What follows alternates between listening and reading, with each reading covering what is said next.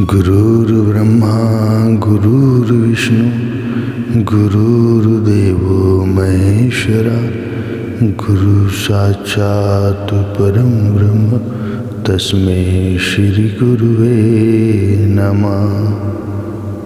प्यारे गुरुमुखों, परमार्थ की नींव प्रेम के सहारे खड़ी होती है।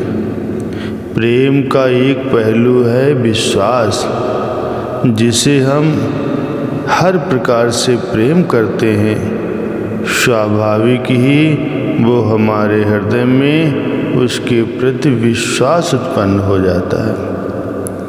जब जिज्ञासु आत्म कल्याण की भावना लेकर संत सद्गुरु की चरण शरण में आता है तो उसे ये विश्वास सहज ही हो जाता है कि मेरा अब उद्धार अवश्य ही हो जाएगा।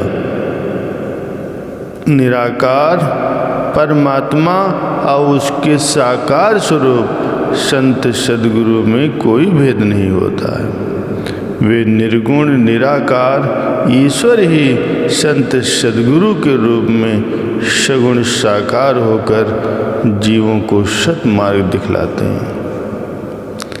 इसीलिए तो कहा है कि गुरुर्ब्रह्मा गुरुर्विष्णु गुरुर्देवो महेश्वरा गुरु साक्षात् परम ब्रह्म तस्मै श्री गुरुवे नमः।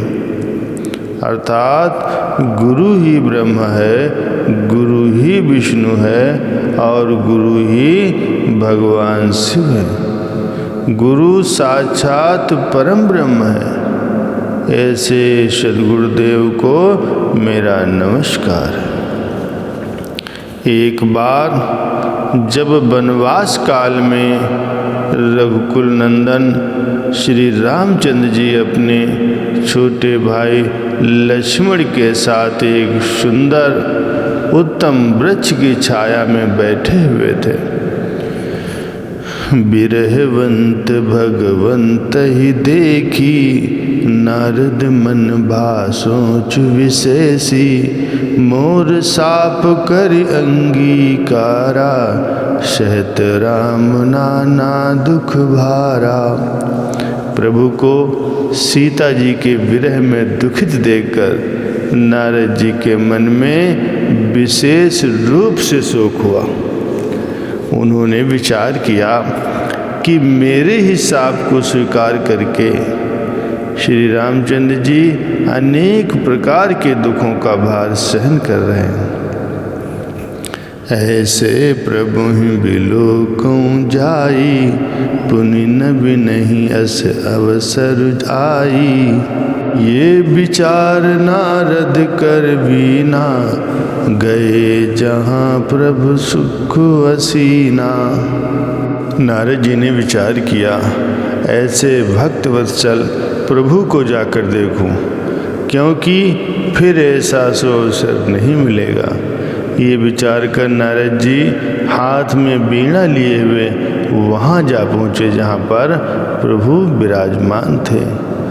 गावत रामचरित मृदुवानी प्रेम सहित बहु भांति बखानी करत दंडवत लिए उठाई राखे बहुत बार उरलाई। स्वागत पूछ निकट बैठारे लक्ष्मण सादर चरण पखारे। वे कोमल वाणी से प्रभु के साथ बहुत प्रकार से भगवान के चरित्रों का गायन करते हुए पहुँचे और दंडवत प्रणाम किया। दंडवत करते देखकर प्रभु ने अपने हाथों से नारद जी को उठाकर हृदय से बार बार लगाया। तब प्रभु ने उनसे कुशल पूछकर अपने निकट बैठा लिया और लक्ष्मण जी ने आदर के साथ उनके चरणों को धोया। अति प्रसन्न रघुनाथ ही जानी पुनि नारद बोले मृदुबानी। राम जबहि प्रेरौ निज माया मोह मोहि सुनो रघुराया। श्री रघुनाथ जी को प्रसन्न जानकर नारद जी फिर से कोमल वाणी में बोले, हे राम जी, जब आपने अपनी माया को प्रेरित करके मुझे मोहित किया था तब मैं विवाह करना चाहता था। हे प्रभु राम जी, आपने मुझे किस कारण से विवाह नहीं करने दिया? तो प्रभु बोले, हे मुनि, मैं तुम्हें हर्ष के साथ कहता हूँ कि जो समस्त आशा और भरोसा छोड़कर केवल मुझे भजते हैं, करहूँ सदा तिनके रखवारी, जिम बालक राखई महतारी, गहस सुबछ अनल अहिधाई, तहाँ राखई जननी हर गाई।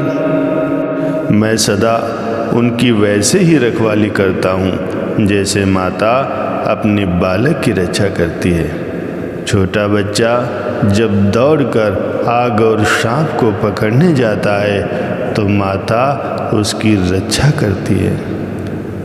सयाना हो जाने पर उस पुत्र पर माता का प्रेम तो होता है, परंतु पहले वाली बात नहीं होती, अर्थात मातृपरायण शिष्य की तरफ फिर उसको बचाने की उसको चिंता नहीं होती, क्योंकि वो माता पर निर्भर न रहकर अपनी रक्षा स्वयं करने लगता है। ज्ञानी मेरे सयाने पुत्र हैं और तुम जैसे बालक जिनको अपने बल का मान न होता है, ऐसे सेवक मेरे शिष्य पुत्र के समान होते हैं। यहाँ भगवान ने ज्ञान और भक्ति दोनों का पृथक पृथक रूप बतलाया है, अर्थात ज्ञानी और भक्त दोनों उस परम पिता परमात्मा की ही संतानें हैं। ज्ञानी बड़े और भक्त छोटे पुत्र हैं। बड़े पुत्र अपनी संभाल स्वयं करते हैं और छोटे नादान बच्चे माता पिता के आश्रित होते हैं। यहाँ विचार करने वाली बात है कि ज्ञान और भक्ति दो मार्ग हैं। दोनों मार्गों में काल और माया का जोर भी बराबर बराबर है, परंतु ज्ञान मार्ग पर चलने वाले को काल और माया का स्वयं सामना करना पड़ता है, क्योंकि वह तो बड़ा है, उसकी चिंता भगवान को नहीं रहती। परंतु भक्ति मार्ग पर चलने वाला जो सेवक है वो नादान बालक के समान है, इसीलिए उसकी रक्षा भगवान स्वयं करते हैं। आगे कहते हैं, जनहि मोर बल निज बल ताही, दुह कह काम क्रोध रिपु आही, ये विचार पंडित मोहि भजहि, पायो ज्ञान भगत नहीं तजहि। मेरे सेवक को केवल मेरा ही बल रहता है और ज्ञानी को अपना बल होता है। काम क्रोध रूपी शत्रु जो दोनों के लिए है, भक्त के शत्रुओं को मारने की जिम्मेदारी मुझ पर रहती है, क्योंकि वो मेरे परायण होकर केवल मेरा ही बल मानता है, परंतु अपने बल को मानने वाले ज्ञानी के शत्रुओं का नाश करने की जिम्मेदारी मुझ पर नहीं होती। ऐसा विचार कर बुद्धिमान लोग केवल मुझको ही भजते हैं। वे ज्ञान प्राप्त होने पर भी भक्ति को नहीं छोड़ते। काम क्रोध लोभादि मद प्रबल मोह के धार, तिह माति दारुण दुखद माया रूपी नार। काम क्रोध लोभ और मद आदि अज्ञान की प्रबल सेना है। इसमें माया रूपिणी अर्थात माया की साक्षात मूर्ति स्त्री तो अत्यंत दारुण दुख देने वाली है। हे नारद, मैंने ऐसा जानकर तुमको विवाह करने से रोक दिया था। सुन रघुपति के वचन सुहाए, मुनि तन पुलक नयन भरि आए, कहो कवन प्रभु कैस रीति, सेवक पर ममतारु प्रीति। भगवान के ऐसे हितप्रद वचन सुनकर नारद जी का शरीर पुलकित हो गया और नेत्रों में जल भर आया। वे भगवान के दयालु स्वभाव के प्रति मन ही मन कहने लगे कि प्रभु की कैसी सुंदर रीत है कि वे अपने सेवक पर ऐसी ममता और प्रीत रखते हैं। भगवान श्री रामचंद्र जी महाराज जी स्वयं इस बात की सत्यता दर्शाते हैं। मेरे तालिब अपने सारे काम मुझ पर छोड़कर जानो इमा को फिदा करते हैं शौकी वस्ल पर। जिनको मेरा इश्क शादिक है उन्हें नामदार, जल्द बहरे आल में फानी से मैं करता हूँ पार।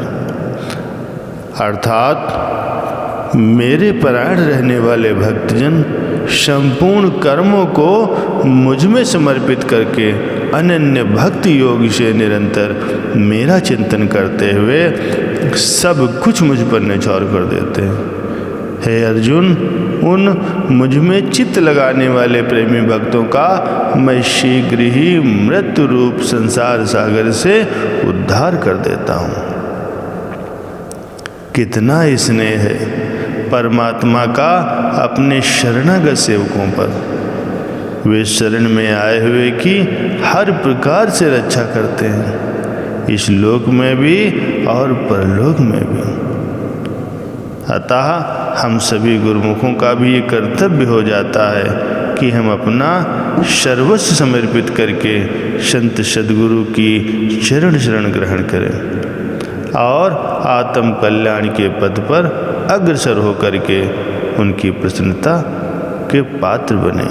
बोलो जयकारा बोल मेरे श्री गुरु महाराज की जय।